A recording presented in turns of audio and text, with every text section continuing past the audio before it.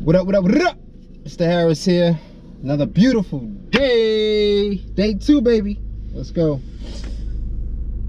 Black people better wake the F up.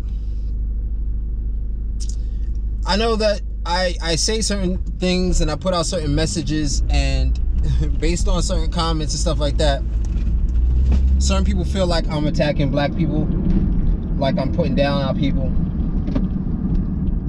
And that's the furthest thing from the truth. If you really listen to what I'm saying everything out of love. I'm saying everything out of somebody who's a so-called black man.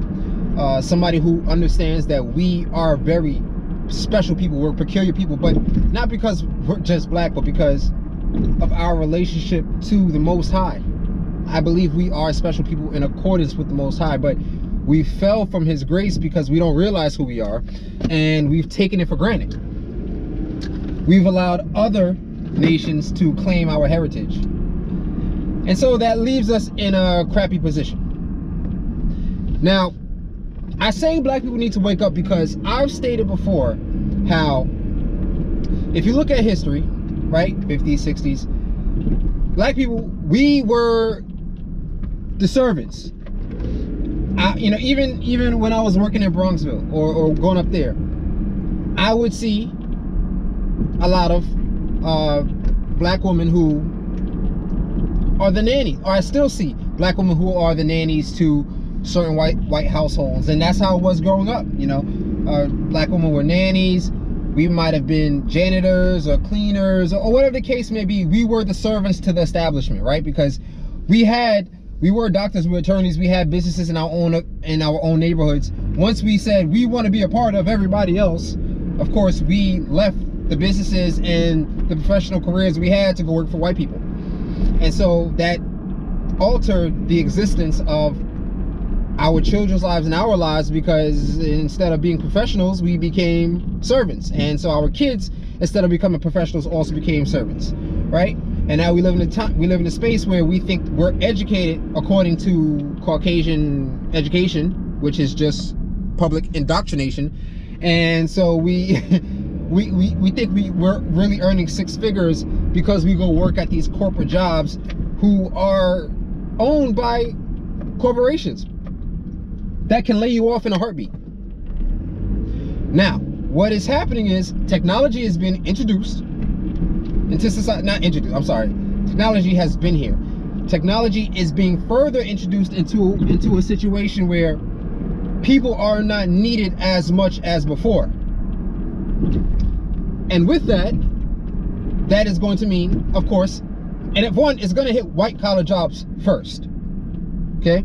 It's going to hit white collar jobs first, where we have a whole bunch of accountants. We might not need as much accountants in 10, 15 years, especially with blockchain and the fact that everything will be on a database.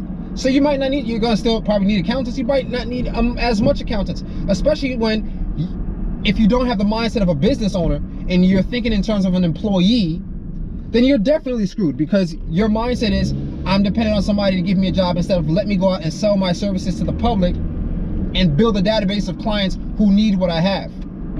Most people do not have a mindset of that.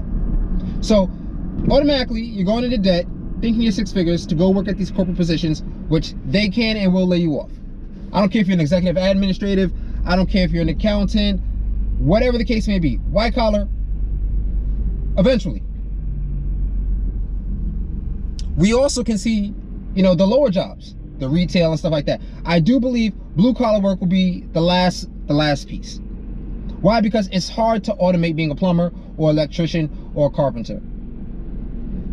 And most people don't even want to do these jobs, which is why there's a huge demand for these jobs, which is why I was going to get into it. And down the line, absolutely.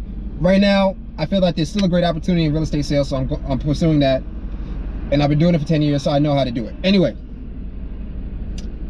I was watching a video with Coach. Well, first off, I've stated before how immigration and the introduction of all these immigrants and Latino folks from these impoverished countries are going to be the new servant class for those in power, for those who have money. It will no longer be black people. They already don't like us. And it's funny because I was watching Coach Greg Adams last night, and he was discussing how, no, he brought up a video he brought up a video from Charlemagne's podcast or something like that, where a Latina woman was discussing how these immigrants are going to come over. They're already married or going to get married because they have not been indoctrinated with the Western feminist I don't need a man ideology, which is failing hard right now. It's failing horribly. They haven't been indoctrinated with Western society's thought process. Maybe in 20, 30 years, sure, maybe their kids will be, but they won't. They're already married or will get married. They will come over, and those who are married will probably marry with white men or the white society, because that's what's seen as the thing to do. Let me entrench myself with white society, right? And these folks will take the place of black people. All black people? Absolutely not. Most black people, your thugs, your hood boogers, your single moms, every low level type of, yes, they will. They absolutely will. And let's think about it. Even from a business standpoint, from a landlord standpoint, even myself, and I know you're not supposed to discriminate, I'm not discriminating, but I'm saying as a business owner, as a property owner, which I'm not yet, but I will be in the next couple of years, I would rather rent my property to a Mexican family, to a Latino family who has the hustle of, I'm gonna work 2 jobs, wife and husband, or we're gonna work together on a business to pay rent. Heck, they might have a couple more people in the apartment, but you know what? That rent is gonna get paid, rather than rent to a single mother who's dependent upon Section 8, who is gonna give you attitude and might not pay her share of the rent. And no, I'm not just throwing shade or trying to talk BS. This is what I see in New York on the daily. I'm still trying to get, well, she'll be out in 2 weeks. Single mother, her 30-year-old son. I remember trying to talk to him about, hey, we're gonna give you 20 grand to vacate the property. His first response was, you gotta talk to my mom. You're a 30-year-old plus man. You should be speaking on behalf of your mom, who's 70 something, doesn't work. But this is the black community. And I'm not talking BS, this is what I see on a daily. And so I say all this because, one, I say it out of love.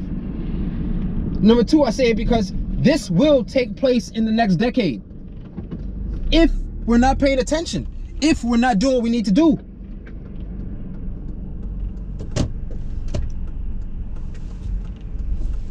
And I kind of split my messages between, you know, mainly directed at the black man, because if we're honest, our counterparts, the black woman, has already kind of decided, I'm going to go my own way.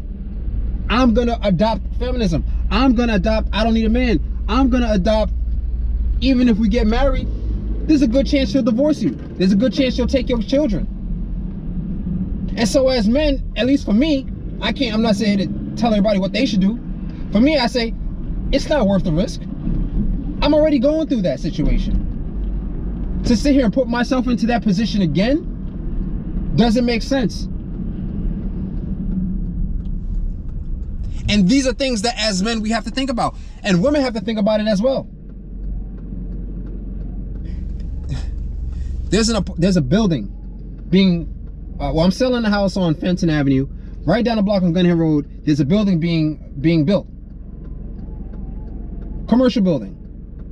Anywhere from, say, 7 to 15 units. The whole building is 1-bedroom apartments. Not 2 bedrooms, not 3 bedrooms, all 1-bedroom apartments. It's all 1-bedroom apartments because the developers understand this isn't going to be families like that. And even if they are, they're going to be stacked in these apartments. The future is a bunch of single people. I hope that my videos touch the souls of everybody. But realistically, I'm saying to myself, even if I can only touch a few, then I've done my job. Thanks for watching. Thanks for tuning in. Please like, subscribe to the channel. I appreciate you being here. And I'll definitely have more coming for you. Later.